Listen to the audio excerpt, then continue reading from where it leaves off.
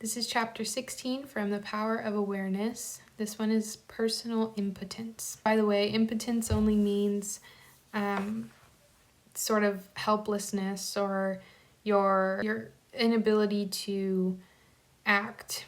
Self-surrender is essential, and by that is meant the confession of personal impotence. So you have to be a little helpless to surrender yourself, but we'll see what this means. I can of my own self do nothing.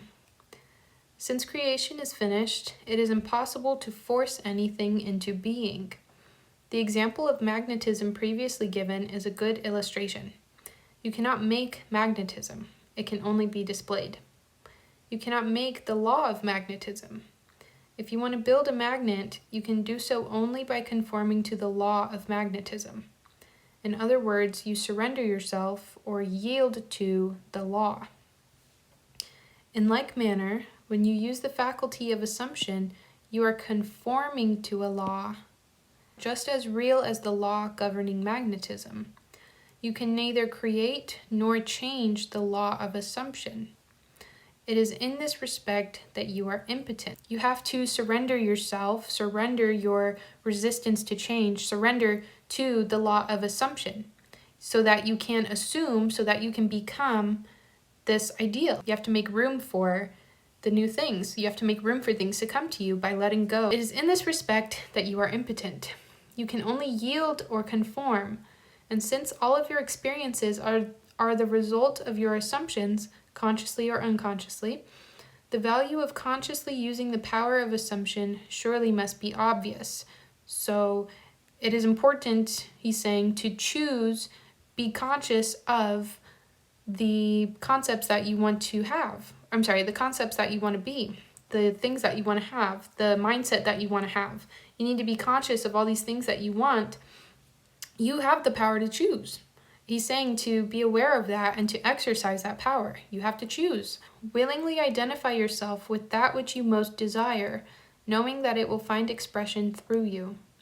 Yield to the feeling of the wish fulfilled and be consumed as its victim. Then rise as the prophet of the law of assumption. So in that sense, only in that sense are you a victim. Victim's a strong word, but he uses it to say that you have to be helpless in that sense. Right now we're not helpless. You're sort of fighting everything, and you're resisting even to, you're sort of like clawing your way up. You're trying to claw your way up by changing your circumstances outside of you when all of the work is meant to be done inside. It's all a mental thing. Like he said in the last chapter that the drama of life is a psychological one. It's all in your mind.